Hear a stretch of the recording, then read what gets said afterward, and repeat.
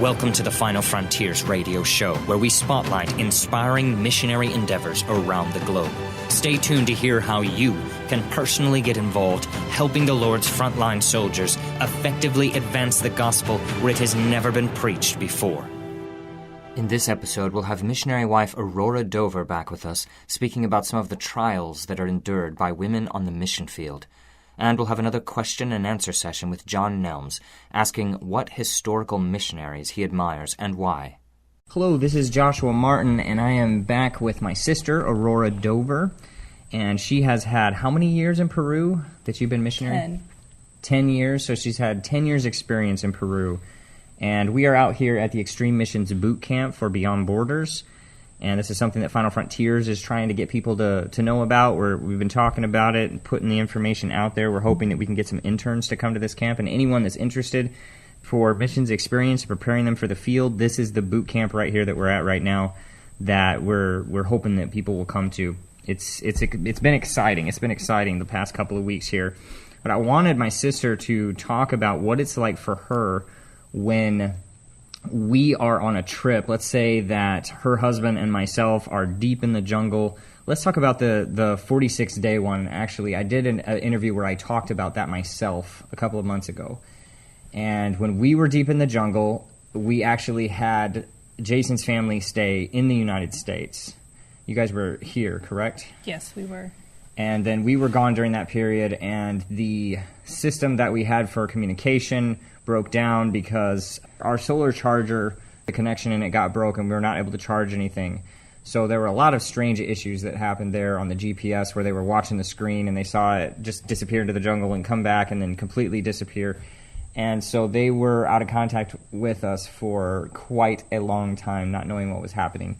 And every year that we go on one of these trips, my sister has always written these little hand notes to us, and she'll put Bible verses in there that God gives her or presses on her heart to give us at a certain time, and notes. And so at the end of every 7 days, once a week, we will open up a new note, and it'll say week 1, week 2, week 3, week 4, however long we're going to be in there. And I cannot tell you how her husband Jason is like longing to get to that. Like, I'm just dying to get to that next week because he faithfully opens it at that time. And it's so special to us because we're in there and we're reading our Bibles and my sister gives us a verse and we cling to that verse and it becomes the theme. And so she's done these things like this for us for years when we were going in search of a jungle tribe. But this was the last major journey after this particular jungle tribe, and everything was going horribly wrong for us. Rory, I wanted you to talk about like what it was like for you during that time while we were gone. Well, I have to say, if I hadn't been in my Bible and just trusting God before the trip, would have turned out much differently for me. But God had given me these verses to pass on to you guys, and I really felt like He was impressing on me that this trip was going to be different. But I just had such a peace about it, and it was true. The trip was very different, and we had never had communication before with you guys, but This trip, we were thinking, all right, we're going to be able to communicate with you guys. So when it first went dead, I really wasn't surprised, and I'm thinking, okay, it's just going to be like every other trip, we just won't, it probably broke, things always happen, the jungle, the humidity, the water, something's went wrong, but then I started getting all these phone calls from people, and they're like, oh, we can't see the guys on here. Have you heard from them? I'll be like, oh, no, but don't worry. I'm sure it's just their equipment. But then it starts getting into 1 week, 2 weeks, 3 weeks and stuff, and people are really worried. And Brother Matt Stallman had contacted me at one point. We were talking with him and his wife, Kathy, and for a while there would be like every other day or so. Towards the end, we'd be talking about, well, should we send a plane in? Should we not? And some days, one of us would be like, I don't think so yet. And the other one would be like, maybe we should. And then we'd go back and kind of switch around. And we'd always decide, let's wait another day. Let's see what happens tomorrow. See if we hear from them. And, when people are worried, you get a lot of scared people. They can be hurtful and unkind. And I was getting a lot of flack from that from other people. Trying to figure out, what are you doing? But, we were in prayer this whole time. There's churches praying and fasting. And I really felt like the time wasn't right yet. And if other people decide to send it in, that was fine. But I didn't feel like the time was right. They're out there doing what they're supposed to be doing. If you send a plane in at the wrong time, you could totally mess everything up if you're not trusting God and really listening for God's voice there. And we were holding out as long as we possibly could, hoping as we moved down that river that we would find the native people, or that we would find someone to bring us out at the right time, and we'd be able to minister to a village and preach in a village. And so the timing was impeccable when it actually did happen. But that's hard for a missionary wife waiting, whether you're on the field. You've always been on these trips on the field. Yes. And you're waiting there, and our mother has come down and helped, and she's been there to help with the kids and everything, and it's all just very stressful. But at this point, there was word going out that we were dead, and so then it's in Peru, it's in other places, it's spreading through America, and she has to be strong. So as the wife of a missionary, and as a missionary herself being there, she has to make those decisions. Her husband's not there. We're on a mission that's so deadly and dangerous sometimes. You don't take anybody with you except just a couple of people, especially when you're in a territory you are not really supposed to be in, going after a tribe that nobody wants you to reach. It can be very hard. Well, during this time, too, I was in touch with missionaries in Peru and in touch with nationals there, and trying to go back and forth between the different people, explaining what's going on, and trying to find out if there had been any word, if the guys had been spotted, if police were going in after them, things like this. And at one point, the word did go out that you guys had died, and I had people from Peru saying, "We heard this happen. What can we do to help?" And I'm thinking, as far as I know, they're still okay. So we had a lot of that, the word going out that they were dead in Peru, and a lot of people believed it. And back in the States, people are just praying because we don't know anything. And it got down to where it's just going to be a few more days before they were supposed to fly back, and there's still no word. And one night I decided, I was supposed to go up to Missouri to where they were supposed to fly in, and I decided it was just the time was right. And I had talked to the Stallmans the day before, and we'd all decided, let's wait. So I figured I'm going to go down there in person, we'll talk together, and we'll just get this thing sorted out. So I had let Kathy Stallman know that I was going to be coming down a little bit early, and packed the kids up and left the next morning, early in the morning. And as I'm driving down there, I get a phone call that they had already sent the plane out that morning, and they were looking for him. And so I knew on the way down that they had done that, and that was fine. And got a little bit farther, and she called me up and said that they had been spotted and that they were okay, and they were able to communicate a little bit through a radio they had dropped down. Yeah, they dropped a radio in the bucket. There were 2 buckets that landed for us, and so there was a radio in one of them. They had communicated with us. They had heard our voices. And they had food in there for them. Yeah.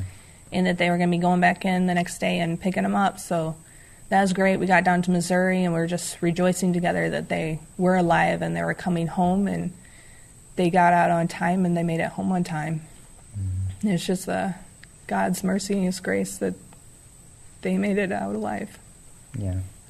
Sending in the plane in, the Stallmans didn't know, and Pastor Tony Wood, they didn't know for sure if they would find bodies out there, like if the native people had speared us or shot us with arrows or some tragic accident had happened, and there's 1,001 ways that could have happened.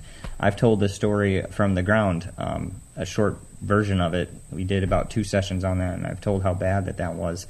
But all kinds of things could have taken place, but we're grateful for the people back in the States, like my sister here, who was listening to God, and Brother Matt and Brother Tony. I can remember they said that God woke them up in the middle of the night. Rory here, my sister, she knew things were going to be different. Really, she had a connection with that from the very beginning. And I can remember you sitting on the bed writing those letters that night before we went out. We only got a little bit of sleep when we left. And we were all together on that and everything. And then I can remember hearing that about a week later or so, Matt and Tony woke up in the middle of the night about the same time, called each other 3 a.m. or something, and God had impressed on their heart, this is going to be different. And so they were in tune with Rory here as well. And God told them this is going to be hard. It's going to be the hardest one, actually. And they had prayed together so much and basically pinpointed on the map where they thought we were going to be within a couple of mile radius. They knew. And the plane did eventually find us. What was it like again, just when you're hearing that we're alive and everything? What was that? Well, I have to say I wasn't surprised. Yeah. I was just happy that you were. I was very glad. I was like, yes, Yeah, I was excited. victory. Yes, it was. So all of those false accusations of us being dead, we were somewhere in between point A and point B. Mm-hmm. Never made it to the city that we were actually trying to get to, but it was way, way, way, way down the river. It took a lot longer to get there. But yeah, I just wanted to share this message here, and I hope that people will pray for your missionaries and pray for the wives of your missionaries out there, the wives of the men that are struggling out there. These wives struggle with so much, they go through so much, and try not to condemn or come down on them or ignore them, because they go through so much that you just don't know about. They're the ones that should be writing books about what goes on out there. And one of these days, maybe Rory will be able to write a book. Maybe she'll tell about all the experiences that happened 10 years in Peru. And now, where we're heading out, we're going to other countries. She's going to be going back to Peru. She's got burdens there to reach the women that are there. And there's so much. I mean, even your daughter, Grace, she wants to be a jungle missionary. Yeah. She's 13 right now. I'm going to have her on here sometime, too, talking about that. But thanks for talking to us today about this. Yeah. On the mission field, national church planters work in groups to be more effective, but often lack the everyday tools to make their efforts more productive. If you cannot afford to sponsor an individual preacher, you can still help with our team project, which stands for Together Effectively Advancing the Ministry. This pulls together smaller funds to help with things like printing literature, buying bicycles for preachers, providing emergency relief, and helping full-time church planters who are not yet supported. If you would like to join our team, visit findthefrontiers.world.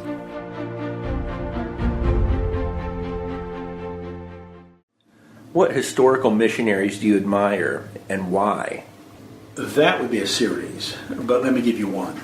James L. Fraser, a missionary that most have never heard of. There's a book about him called Mountain Rain, written, I don't even know who wrote it. James L. Fraser was a missionary with China Inland Mission, which was started by Hudson Taylor. He ministered in northern Burma and southern China to a tribal group called Lisu, which is a group that we work with today. The thing that influenced me most about him is that he was living in those jungles. I mean, today you might, as a missionary, live in a jungle, but you're living in a nice house in a jungle and probably have a paved road to the next big city where there's a Walmart. And praise God for that. But he lived in the jungles in a day there was nothing but footpaths going everywhere. Where if you got sick, you died. If you got an infection, you died. He had a hard life. But the thing that impressed me about reading the life of James L. Fraser was two things. First of all, he created something called the Fraser script. When you come across a new tribal or an unexposed tribal group, oftentimes they don't have a written language. It's just spoken. So if you're going to give them God's word, you got to teach them to read. If you're going to teach them to read, you got to put their language in a written format. Fraser decided rather than using the caricatures of the Chinese language, he would use the letters of the English alphabet. So you had the 26 letters that he could use. But if there were more sounds than that, he would take a letter like an E and turn it backwards to symbolize a different sound, or an A and turn it upside down, or whatever. It became so effective and so widely used that it was referred to as the Fraser script. So, we give Wycliffe all the credit and glory, which he certainly deserves for printing the Bible, translating the Bible in different languages and so forth. But sometimes some of the others who are greats are overlooked because of the accomplishments of the few. And James L. Fraser is certainly one of those. He impacted missions forever with the creation of the Fraser script, which, by the way, he didn't name it after himself. Others named it after him. The second thing that so impressed me of Fraser, especially when I was first starting out with missions, he had prayer teams back home. I believe he was from Scotland or England, but he had prayer teams back home that he would write letters to. Of course, it would take forever and a day for the letters to get to him or to them. But he started a practice of this. He evidently was artistic, and he would draw sketches of what he was seeing. So, like, for instance, he would draw a Lisu woman and draw the outfit that she had on and color it the same color, so that when his prayer team back home got it, they just weren't reading the word Lisu lady. They could envision what a Lisu lady looked like. He would draw pictures of the villages and the different plants and animals, something that would go along with each letter he was writing back. He would draw a picture of it. And, when I read that, I thought, that guy was brilliant. So this was in the early years of our ministry. We immediately at that point started attempting to put a photograph in every piece of literature that we sent out. And we still do it today. I mean, we do a magazine every 3 months. It's got 2, 3, 4, 5 photos on each page. We do email alerts most every week that the majority of them are going to have a photograph or a graphic along with it. All that I got from James L Fraser. Your inquiries and comments are important to us. If you have questions or subject matter you would like to have addressed on this show, please visit us at finalfrontiers.world. I make much to do about a missionary being a church planter and not just a pastor in a foreign land. I do that because it's biblical and somebody has to. A missionary should work himself out of a job, not deeper into one. I also believe that a mission field is not a place you happen to feel called to go to or to take a youth group to. Nor is it necessarily a place that has dire needs. Every place does. A mission field is a people, and perhaps at times a region inhabited by people, of whom most or none have ever yet been exposed to the gospel.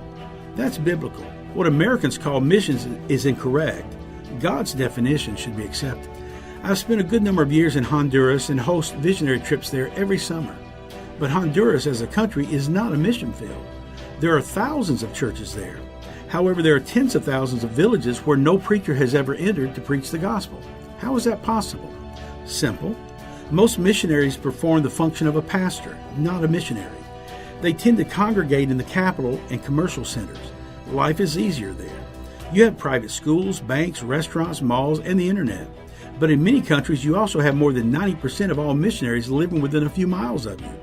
I've been to many villages that had never seen an American missionary, and they had no electricity or paved roads, no plumbing or industry. In such villages, there are usually none who have ever ventured more than a few miles away. They've never seen a TV, a semi-truck, a paved road, a light bulb, an escalator, or a neon sign. They have never ridden on anything other than a mule or cart. They have never been to a beauty salon or a ball game. They've never tasted a Whopper and don't even know what it is. Places like these are sometimes less than an hour from the large city where most missionaries live. Nobody knows these villages are there, though most are on a map. Finding them will take you out of the city and into the highways and byways. But isn't that what missions is all about? It's not going where everyone else has already gone, but where no one yet has ventured to go. It's building on no man's foundation, not every man's foundation. I'm Jon Nelms. To learn more about missions, order a copy of my book, The Great Mission, on our website at finalfrontiers.world.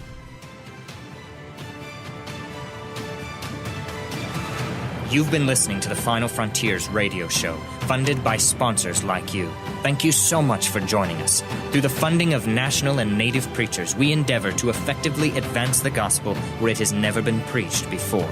If you want more information, visit www.finalfrontiers.world. That's finalfrontiers.world.